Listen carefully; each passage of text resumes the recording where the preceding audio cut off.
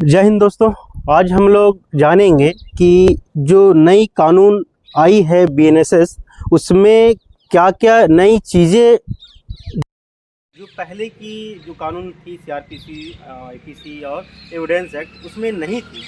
तो आइए सबसे हम लोग जानते हैं कि क्या क्या बदलाव हुई है। देखिए, बीएनएस हुआ आईपीसी और उसमें भी काफ़ी बदलाव हुआ है।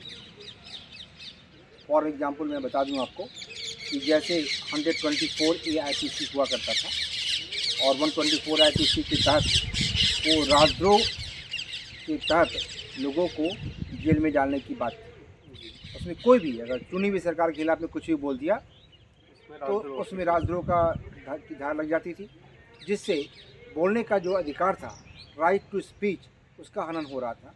और इसलिए 100 में से सिर्फ 3% लोगों को ही सजा हो पाती थी, बाकी के लोगों का समय और बेकार हो जाता था और लोगों का एक तरह से उसमें राजनीतिक जो व्यक्ति थे उनका एक तरह से उसमें दोहन हो रहा था, उनका इस तरह से एक्सप्लॉयटेशन हो रहा था। तो उसमें वो हटाया गया।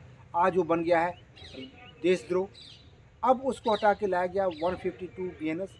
इसके तहत में जो सिर्फ देश के खिलाफ में बोलेगा, जैसे भारत के टुकड़े कर दो, या फिर कोई भी भारत का मैप है उसमें से कोई एक भाग उसको हटा दिया, या फिर देश के खिलाफ जो टेररिस्ट ग्रुप है उसके सहयोग कर रहा हो, तो उसमें उन लोगों को सजा देने का प्रावधान है।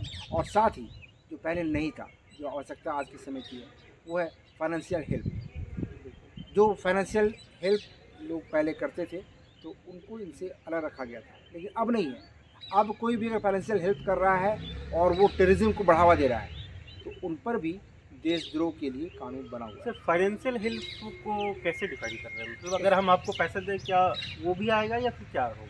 फाइनेंशियल हेल्प का मतलब ये हुआ कि कोई अगर ग्रुप देश के खिलाफ काम कर रहा है, जैसे वो कोई एक ग्रुप है जो एक्सप्लोजन में भारत के टुकड़े टुकड़े गैंग को हेल्प कर रहा है, तो वैसे ग्रुप को फाइनेंशियल हेल्प किया जाना देशद्रोह में आए। अच्छा, वैसे ग्रुप को किसी भी अन्य पर्सन के द्वारा 100 रुपये या छोटी छोटी या बड़ी से बड़ी अमाउंट की राशि से मदद किया जाए तो वो देशद्रोह का कानून उस पर लागू हो जाएगा। आपने देखा होगा ना कि पहले जम्मू कश्मीर में लोग पत्थर फेंक रहे थे, जी जी, और पत्थर फेंकने वाले को पैसा मिल रहा 500 था, रुपये शायद, मिल या रहा था। कुछ भी मिल रहा तो था। वो जो मिल रहा था तो वो उनके पीछे कोई एक बड़ा ग्रुप था जो उनको फाइनेंशियल हेल्प कर रहा था।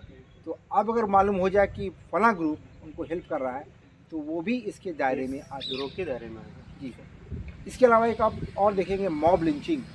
मॉब लिंचिंग के लिए अलग से कोई धारा नहीं थी। आज मॉब लिंचिंग में अगर किसी का डेथ हो जाता है तो उसमें आजीवन कारावास से लेकर डेथ पनिशमेंट तक का प्रावधान है मॉब लिंचिंग में। इसमें जिसका मतलब हुआ कि किसी के साथ मारपीट करना, ये उसके धर्म के आधार पर, उसकी जन्म के आधार पर और उसके निवास स्थान के आधार पर अगर कोई मारपीट करता है और उससे उसको चोट पहुंचाता है या उसकी जान लेता है, तो वैसे ग्रुप के सभी सदस्यों को इसकी सजा भुगतनी पड़ेगी और वो बीएनएस की धारा के अंतर्गत तो में। हम लोग कह सकते हैं सर, जो भीड़ तंत्र चला आ रहा था भारत में, जी उस भीड़ तंत्र का खात्मा इस नए धारा के आने से हो सकता है। उन लोगों को एक डर पैदा हो जाएगी कि अगर हम भीड़ के द्वारा भी जाकर किसी व्यक्ति को जान माल या उसकी क्षति पहुंचाते हैं या चोट पहुंचाते हैं, तो उसमें भी देशद्रोह का धाराएं लागू होगी। देशद्रोह की बात तो नहीं लगेगी वहाँ पे। जी वहाँ पे लगेगी कि आपने उसके साथ उसकी जन्म के आधार पर जी या फिर उसके धर्म के आधार पर, जैसे कोई अगर हिंदू है, सिख है, ईसाई है, मुस्लिम है, इस आधार पर अगर मारपीट हुई तो वहाँ पे लगेगा। अगर कोई रहने वाला है कर्नाटका का और उसके आधार पर किसी पर्टिकुलर एरिया में उसको घुसने नहीं दिया जा रहा है और घुसने पर मारपीट हो रही है ग्रुप के द्वारा, तो मॉब लिंचिंग के रूप में वहाँ पे आएगा। इस तरह की बातें होंगी तो उनके लिए अलग से प्रावधान है और उसमें कड़ी सी पुलिस सजा का प्रावधान दिया गया है। टिल टू डेट या फिर आजीवन कारावास जी हाँ, और फाइन भी हो सकती है। बिल्कुल। ये सारी बातें उसमें आई है इस नए बीएनएस में। तो बहुत सारी बातें यहाँ पर लाई गई है।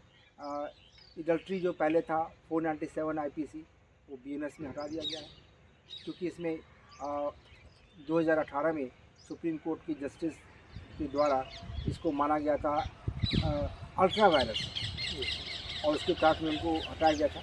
इसमें ऑनरेबल जस्टिस दीपक मिश्रा सर थे, तो वहाँ से तो अब जो नया BNS आया है उसमें इसका कोई जगह नहीं है एडल्ट्री का।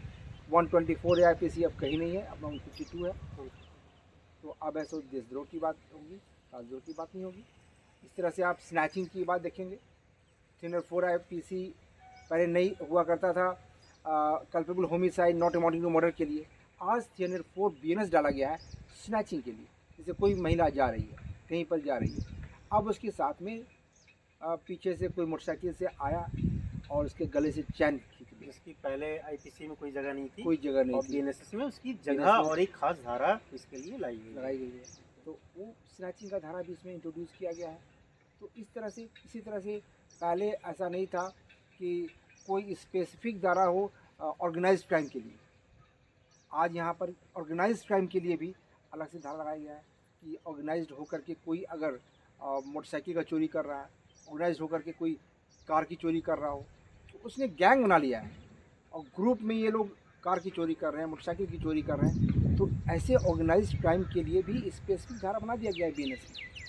तो ये सारी धाराओं को इंट्रोड्यूस किया गया है जो पहले नहीं थी, आवश्यकता भी नहीं थी, लेकिन आज के परिप्रेक्ष्य में इसकी आवश्यकता है, इसलिए इसको इंट्रोड्यूस किया गया है। इसलिए इसमें काफ़ी बदलाव लाने की आवश्यकता थी, जो हुआ।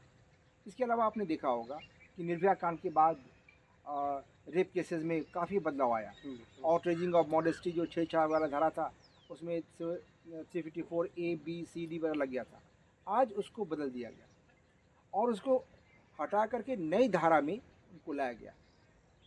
जो 76 A, B, C, D हुआ करता था पहले, अब उसको अलग से 63 में डेफिनेशन, 64 में पनिशमेंट, 65 में स्पेसिफिक काइंड ऑफ रेप में पनिशमेंट, शादी के धोखा दे करके अगर कोई संबंध बना रहा है तो उसके लिए 69 BNS अलग से ये धारा लगा दिया गया है।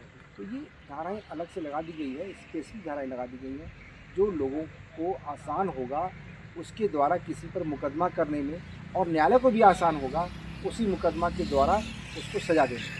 तो आज के लिए इतना ही। आगे और हम लोग सर के साथ बने रहेंगे और नए नए कानून के बारे में जानकारी सर से भी लेते रहेंगे। जय हिंद। थैंक यू, धन्यवाद।